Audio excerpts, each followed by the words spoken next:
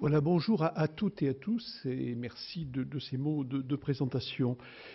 Merci, Monsieur le Président de l'UFCV de m'accueillir. Merci, Sébastien Bord également, de la confiance que vous m'avez témoignée en m'invitant à donner cette conférence introductive.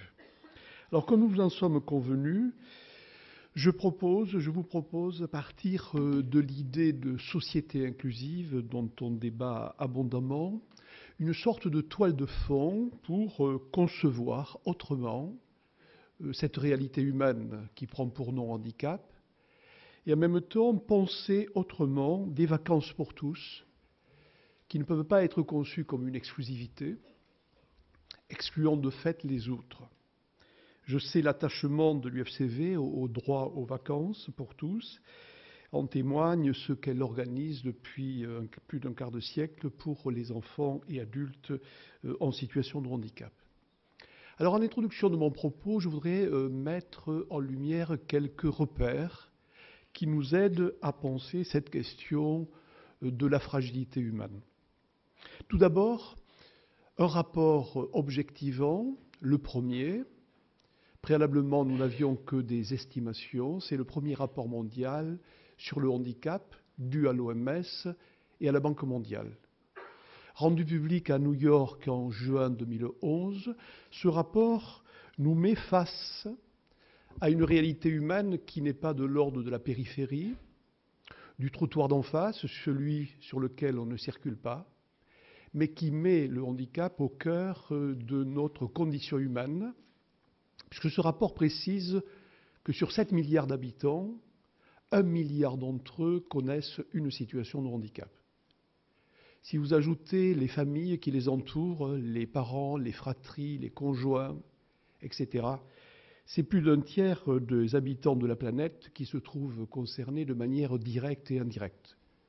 Nous ne pouvons donc plus penser le handicap de manière si particulariste comme nous le faisons souvent.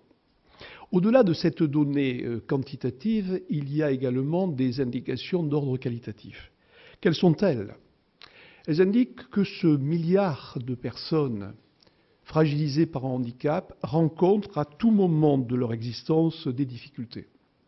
Des difficultés, des discriminations, des privations de patrimoine, dans l'accès aux soins, dans l'accès à l'éducation, aux lieux professionnels, aux lieux de culture, de transport, technologie de la communication et bien sûr culture, loisirs et tourisme. Des chances qui se restreignent. Et c'est ainsi que pour notre pays, le défenseur des droits a présenté son rapport au Comité des droits de l'enfant des Nations Unies en 2015 et il souligne ce rapport combien le rôle des loisirs et des vacances, en complément de l'école, joue un rôle d'apprentissage, de socialisation. Et il rappelle que la loi relative à la lutte contre l'exclusion sociale a consacré comme objectif national l'égal accès à la culture, aux pratiques sportives, aux vacances et aux loisirs, afin, dit-il, de garantir l'exercice effectif de la citoyenneté. De même, autre repère, c'est le rapport concernant le commissaire aux droits de l'homme, qui rappelle notre pays à l'ordre, lui demandant de garantir à chacun les droits effectifs, ce qui n'est pas le cas, précise ce commissaire aux droits de l'homme, sur notre territoire. Ce ne sont là que quelques repères qui nous invitent à penser de manière approfondie ce que pourrait être une société plus inclusive. Alors vous le constatez comme je peux le faire, on parle d'école inclusive de plus en plus, on parle d'entreprise inclusive, de développement inclusif, et ici, nous abordons la question des pratiques, des lieux sportifs, touristiques, des lieux de vacances que l'on voudrait plus inclusifs. Cependant, il faut éviter d'en faire une sorte de musique d'ambiance et de nouvelles coquetteries terminologiques. Ce terme inclusif représente une autre manière de considérer cette expression de la vulnérabilité qu'est le handicap. Et il est intéressant de constater que ce terme est né dans un temps paradoxal, si ce n'est ambigu. Il apparaît dans un temps qui prône l'égalité, mais qui en même temps hiérarchise implicitement les vies, jugeant leur rentabilité et leur productivité. C'est une expression qui apparaît dans un temps qui affirme respecter la fragilité et qui en même temps se perd dans des idéaux de puissance et dans la tentation de l'illimité. C'est une expression qui fleurit également et se développe dans un temps qui se dit indépendant d'esprit, mais qui s'assujettit de plus en plus à des normes souveraines mises en scène à grand bruit. Un temps qui développe une pensée du divers et de l'universel, mais qui, nous le constatons cruellement, s'égare dans des particularismes et des communautarismes. On y parle, en ce temps aussi obscur que lumineux, d'accompagnement humain, de société inclusive, tandis que les plus vulnérables, dont les personnes en situation de handicap, continuent à vivre avec un sentiment de délaissement. Enfin, c'est un temps où nous constatons, vous et moi, des progrès sans précédent dans le domaine scientifique, technique, de la connaissance de la vie, de l'univers, et en même temps, les écarts entre les uns et les autres ne cessent de se creuser. Et à l'encontre d'un espoir séculaire de réduction de ces écarts, il y a stagnation, voire régression. Je le formulerai ainsi, des îlots de commodité côtoient des océans d'empêchement, et ceci dans tous les domaines. Je considère cette dissymétrie, ou plutôt cette coupure, comme l'un des faits les plus préoccupants de notre temps contradictoire, ambigu même. Alors dans un tel paysage, sur quel fondement une société inclusive peut-elle se bâtir? En référence à quel principe? J'en vois 5. 5 axiomes, au sens premier de ce qui vaut, de ce qui doit être jugé digne dans la vie des hommes. Le premier axiome, premier principe, il invite à distinguer ensemble le vivre et l'exister. Je l'exprime de cette manière, vivre sans exister est la plus cruelle des exclusions. Une société inclusive, celle que nous souhaitons, que nous appelons de nos vœux, ne défend pas simplement le droit de vivre, mais celui d'exister. Le vivre, nous le savons, c'est ce qui renvoie à nos besoins biologiques, ce que nous partageons avec tous les organismes vivants. Nous avons besoin de nous alimenter, de boire, de nous reposer. L'exister, c'est ce qui spécifie les humains, marqués par un inachèvement natif et une nature sociale. L'exister, c'est ce qui se situe sur le versant de l'esprit, de la psyché, des relations à soi, aux autres, au temps, au destin. C'est ce qui se situe du côté du besoin de reconnaissance par les proches, les amis, les réseaux professionnels, sociaux. C'est la dépendance des solidarités humaines et c'est surtout la possibilité pour nous tous de devenir membres d'un groupe, de s'impliquer dans ce groupe-là. Victor Hugo le formulait ainsi, c'est par le réel que l'on vit, c'est par l'idéal que l'on existe. Et on voit bien qu'on est ici renvoyé à l'idée d'autoreprésentation qui a été évoquée fugitivement tout à l'heure. Exister, c'est avoir le droit à la parole. Il n'est pas assez pour aucun d'entre nous, et nous ne parlons pas ici des personnes en situation de handicap, parce que je l'ai dit tout à l'heure, il y a une tendance à l'excessive particularisation. Il n'est suffisant pour aucun d'entre nous de naître physiquement et de vivre tant s'en faut. On peut être soigné par tous et mourir de n'exister pour personne. Eh bien, le handicap met en relief ce caractère problématique de l'accès à l'existence. Parce que des réponses attentives à des besoins biologiques d'autoconservation ne garantissent pas à elles seules la possibilité d'exister. Et c'est ce qui différencie deux notions, le cure, le soin, dans sa dimension curative, et puis le care, qui lui suppose une sollicitude, un prendre soin.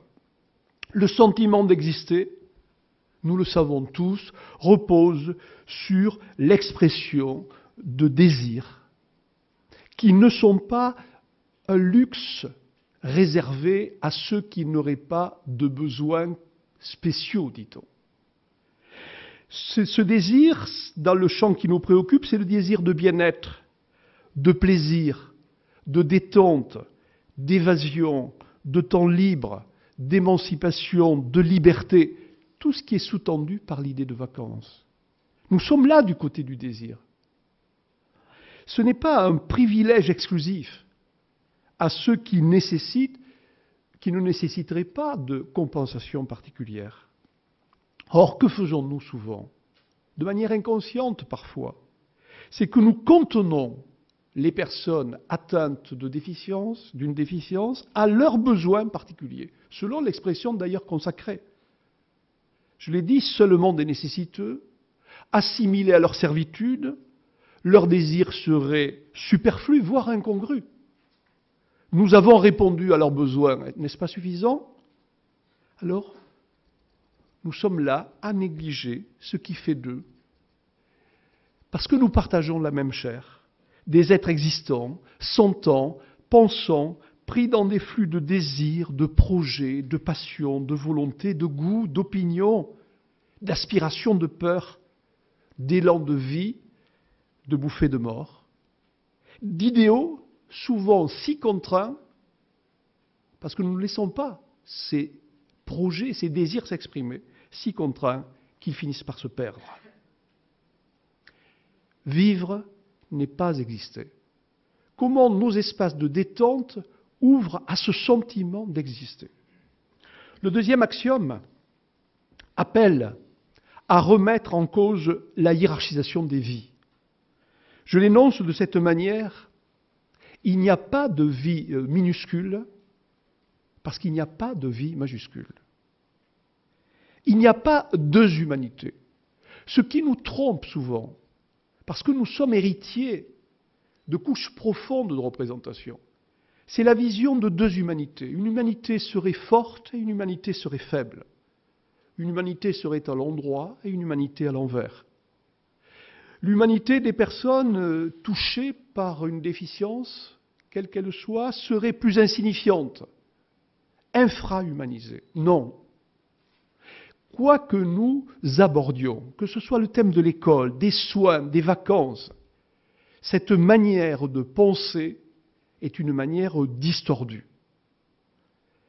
Nous procédons d'une seule et même humanité dépositaire d'une condition universelle, entre un plus et un moins, entre un meilleur et un pire, entre fortune et revers, entre résistance et fléchissement.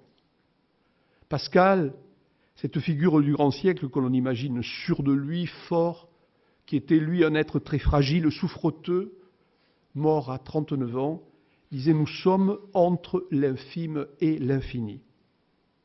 Et le peu entendre, le peut voir, le peut comprendre, le peut marcher, n'équivalent pas à une absence de grandeur. Les vies sont par nature ambiguës. Et nous avons donc à penser nos actions dans le domaine qui nous réunit aujourd'hui, comme dans les autres, à partir de cette gageure d'une société qui veut réunifier des univers sociaux, des humanités, artificiellement segmentés, pour forger un nous, un répertoire commun. Comment pouvons-nous le faire si nous continuons à penser dans la séparation et à œuvrer dans la séparation? Troisième axiome de cette société voulue inclusive qui induit un questionnement sur la notion d'équité. Une société humaine n'est rien sans des conditions d'équité.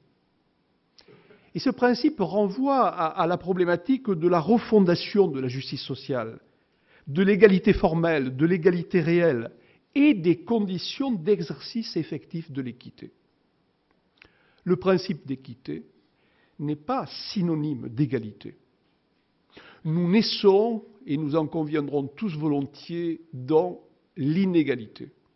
Inégalité de situation, nous sommes nés quelque part, dans un pays confortable ou dans un pays en grande difficulté. Nous sommes nés dans une famille qui nous porte ou une famille qui nous entrave. Nous sommes nés avec un potentiel du corps ou de l'esprit, plus ou moins fragilisé. L'équité consiste donc à moduler ce que nous proposons selon les besoins et les désirs singuliers pour pallier ces inégalités de nature ou de situation. Parce que les êtres humains ne sont pas des copies conformes à un modèle unique, reproduit en millions d'exemplaires interchangeables, et que leur égalité qualitative n'induit pas la similarité de ce qu'ils sont et de ce qu'ils vivent.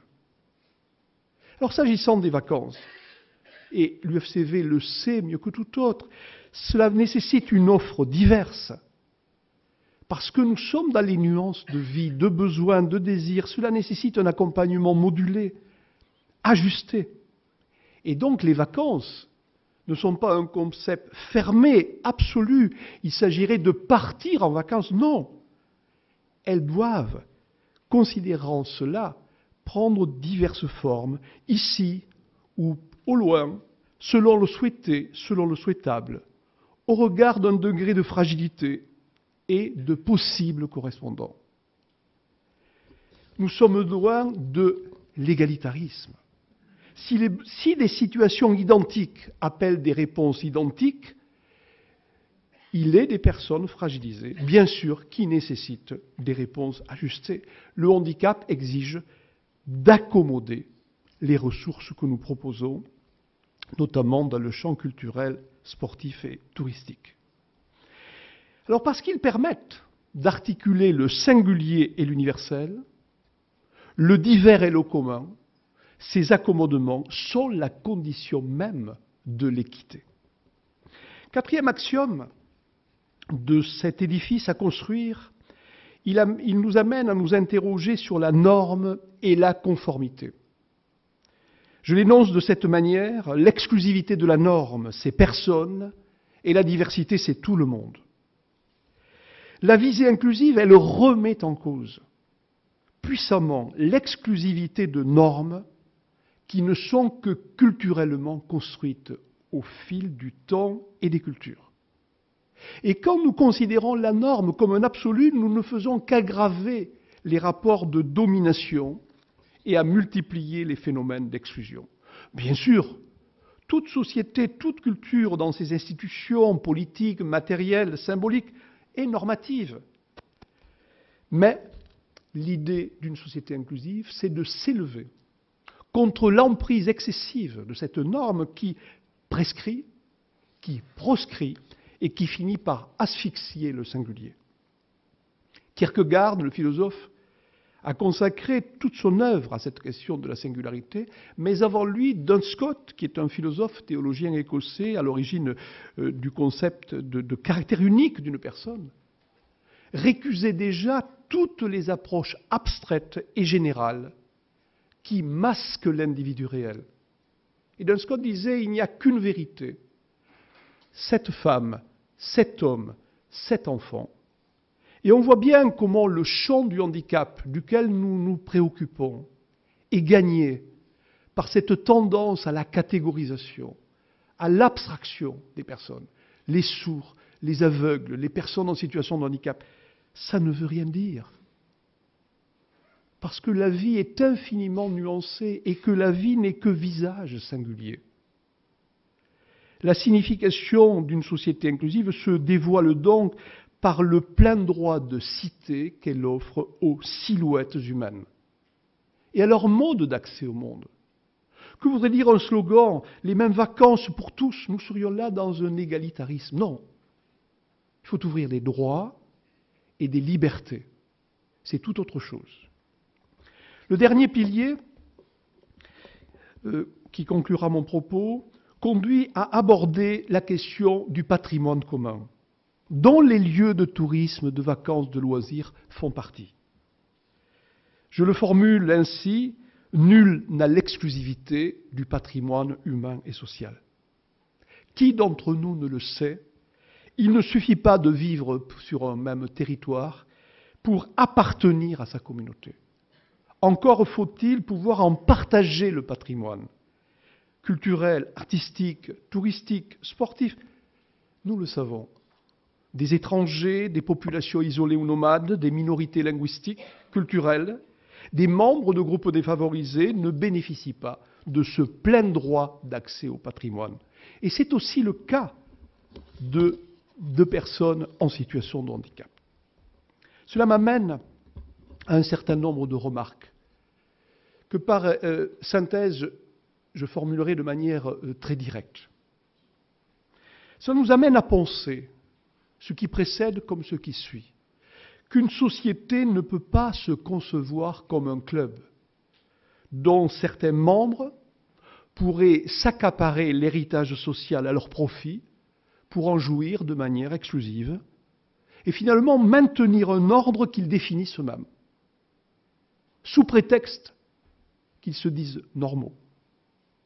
Une société, ce n'est pas un cercle réservé à des affiliés qui finalement sont assez occupés à percevoir les bénéfices d'une normalité qu'ils conçoivent comme une souveraineté. Une société, ce n'est pas davantage un cénacle où les uns pourraient stipuler à d'autres, venus au monde mais interdits d'en faire partie, vous auriez les mêmes droits si vous étiez comme nous. Dans une société dite inclusive et conçue comme inclusive, il n'y a pas de carte de membre à acquérir. Il n'y a pas de droit d'entrée à acquitter. Il n'y a pas de débiteur. Il n'y a pas de créancier. Et je songe ici à une maman qui, lors d'une conférence que je donnais sur la parentalité, me disait « Je me sens toujours redevable. Toujours redevable. » Je disais « Mais madame, vous n'êtes redevable de rien. L'école, les lieux de vacances, les lieux de petite enfance, ce sont des patrimoines communs. Vous n'avez à dire merci à personne. Vous êtes héritière, comme votre enfant, de ce patrimoine. Parce que la règle, c'est que chacun, par sa naissance même, est héritier de ce qu'une société a de meilleur et de plus noble. Et que donc, dans le domaine des vacances, c'est vrai, personne n'a l'apanage de prêter, de donner ou de refuser ce qui appartient à tous. Notre héritage social vertical, celui qui est légué par nos devanciers, horizontal, c'est issu de notre temps, que, à notre mesure, nous contribuons à tisser, eh bien tout cela, c'est un patrimoine indivise. Et chacun a un droit égal à bénéficier de cet ensemble de biens sociaux. La ville, les transports, les espaces citoyens, les salles de cinéma, les bibliothèques, les lieux de sport, de tourisme, d'art. Il s'agit d'un capital collectif.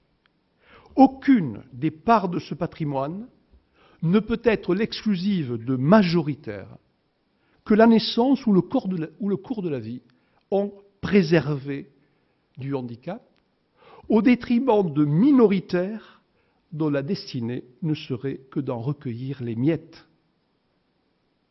Écartés des droits communs, les vacances en font partie, dépossédés des possibilités de participation sociale, on peut vivre, mais on ne peut pas exister. L'idée de société inclusive tourne donc le dos à toute forme de captation qui accroît le nombre des personnes empêchées, sur la base de l'égalité avec les autres, de bénéficier des moyens d'apprendre, de se cultiver, de se divertir, de faire œuvre.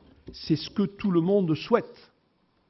Le pire d'une vie humaine, c'est d'être désœuvré. On voit bien, à ce point de la réflexion, et ce sera ma conclusion, que l'adjectif inclusif, vous l'avez constaté, que j'oppose directement à, bien sûr, exclusif, me paraît un mot adéquat, me paraît un mot horizon, et nous avons besoin d'horizon. Les horizons, on ne les atteint jamais, mais ils ont cette qualité, c'est qu'ils donnent la force d'avancer. Penser une société inclusive, c'est penser un autre horizon. C'est celui d'une société qui refuse la mise à l'écart dans des ailleurs improbables de ceux qui seraient jugés gênants, étrangers ou incompatibles. Une organisation sociale, nous parlons des structures de vacances, des lieux, est donc inclusive lorsqu'elle module son fonctionnement, se flexibilise pour offrir au sein de l'ensemble commun un chez-soi pour tous. Je le métaphorise ainsi. C'est une vision de la société comme un chez-soi pour tous. Il ne s'agit pas, vous le concevez volontiers, comme nous le disons souvent, d'intégrer, d'inclure, faute de quoi on a l'impression que les éléments sont extérieurs et que nous sommes très humanistes de les mettre dedans, dans le système dont nous procédons. Non. Par naissance, tout le monde est déjà dedans. Ce qui nous appartient de faire, c'est de travailler cette maison pour qu'elle devienne un chez-soi pour tous. Sans neutraliser les besoins, les désirs, les destins singuliers, ni les résorber dans le tout. Mais ce chez-soi pour tous ne serait qu'une chimère s'il n'était assorti dans tous les secteurs des accompagnements, des médiations, des modalités de suppléance ou de contournement, en bref, de toute une gamme d'accommodements. On a parlé tout à l'heure d'accessibilité. Et je pense ici à la pédagogie de l'accompagnement cher à l'UFCV et à son objectif de participation active de chacun. Je termine en disant qu'une société inclusive n'est donc pas de l'ordre d'une nécessité liée au seul handicap. Elle relève d'un investissement global. Ce qui prime, c'est bien l'action sur un contexte pour le rendre propice à tous.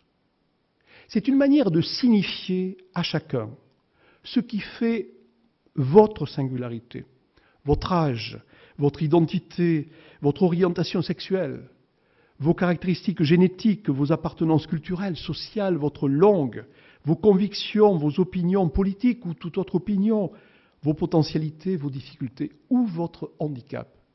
Rien de tout cela ne peut vous priver de jouir de l'ensemble des biens sociaux, qui ne sont la prérogative de personne.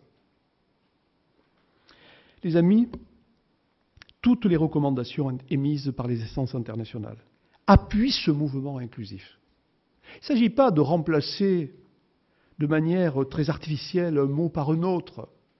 On disait intégration, maintenant il faut dire inclusion. Non, je n'utilise pas d'ailleurs le mot inclusion, qui me paraît tout à fait disconvenir en ce que, dans l'inclusion, c'est le même mouvement, il s'agirait de mettre dedans quelqu'un que l'on estime dehors, et qui plus est, dans l'inclusion, de l'enfermer. Songez que quand on parle d'inclusion dentaire, c'est une dent qui est enfermée dans l'arcade osseuse. Ce n'est pas cela que l'on veut. Non. C'est l'idée que nous sommes mis au défi de repenser les sociétés, faute de quoi nos lois finissent par ressembler à des rites incantatoires, comme des exercices politiques. Avec la notion de société inclusive, on est loin d'un changement de mots. On s'approche d'un cadre de pensée sociale qui interroge une forme culturelle, de manière inconsciente, certainement pas de manière mal inspirée. Nous sommes gouvernés par la norme, le niveau, le classement, arc-boutés sur des standards qui, de fait, marginalisent les plus fragiles, tout en disant que nous voulons leur faire une place. Oui, l'enjeu est de taille. La transformation des esprits et des pratiques prendra du temps, mais la nécessité est là, parce que nous sommes tous à nous accorder sur ce point. La vie d'une cité humaine ne peut pas se passer à huis clos. Chacun a un droit inaliénable d'y prendre sa part, toute sa part. Je vous remercie.